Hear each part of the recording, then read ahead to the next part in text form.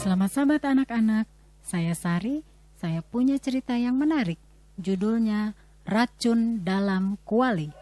Ayat hafalan 2 Samuel 9 ayat 7. Aku pasti akan menunjukkan kasihku kepadamu. Pekabaran, Allah menolong kita melihat dan memenuhi kebutuhan-kebutuhan orang lain. Apakah kamu mengomel tentang apa yang akan dimakan nanti malam? Saya harap tidak. Tetapi menurut saya, jika kamu seorang murid di sekolah yang dikunjungi Elisa, kamu mungkin akan punya satu alasan kuat untuk mengomel tentang masakan yang diberikan. Murid-murid sekolah nabi-nabi di Gilgal merasa senang sekali Elisa datang berkunjung. Hal-hal yang baik selalu terjadi waktu nabi itu datang. Elisa selalu mempunyai waktu untuk mendengarkan mereka dengan penuh perhatian.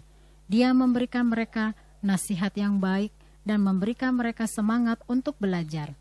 Ya, nabi itu sedang datang, dan murid-murid gembira sekali.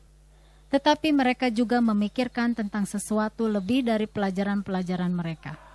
Akankah Elisa mendengarkan perut-perut mereka yang sedang keroncongan? Apa? Perut keroncongan?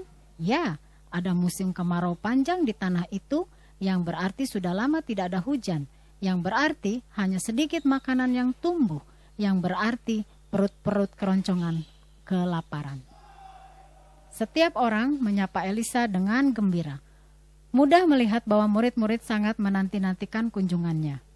Elisa tersenyum waktu dia mendengarkan ocehan-ocehan mereka. Tetapi dia juga memperhatikan bahwa murid-murid terlihat kurus dan sedikit pucat. Mereka tidak mempunyai banyak makanan untuk dimakan, Elisa berpikir. Dia tahu mereka memerlukan makanan supaya mereka dapat berpikir dengan jelas. Elisa memanggil pelayannya. Bawakan sebuah kuali dan buatkan rebusan sayur untuk murid-murid. Pelayannya pergi ke ladang dekat sekolah. Dia menemukan labu liar yang menjalar di sebuah pohon. Dia tidak yakin sayur apa itu, tetapi dia pikir sayur itu enak. Pelayan Elisa merebus air dalam kuali besar. Dia memotong sayuran yang dia temukan tadi, lalu memasukkannya ke dalam air yang ia didihkan. Menambahkan sedikit bumbu masak, lalu memasaknya sampai matang. Bau enaknya masakan tercium murid-murid sekolah nabi-nabi. Sekarang perut mereka benar-benar keroncongan. Mereka tidak tahu apa yang pelayan itu telah masukkan ke dalam rebusan sayur tadi. Hanya baunya tercium enak sekali. Mereka cepat-cepat mencuci tangan mereka, lalu mengambil mangkuk mereka. Segera mereka berkumpul di sekeliling kuali yang besar itu. Mereka memegang mangkuk mereka dengan tidak sabar menunggu diberikan makanan. Dengan cepat mereka menelan suapan mereka yang pertama. Ada yang salah. Berhenti, mereka berteriak. Makanan itu beracun. Pelayan itu terkejut. Racun? Sayuran tadi pasti tidak boleh dimakan. Apa yang harus aku lakukan? Dia merasa khawatir.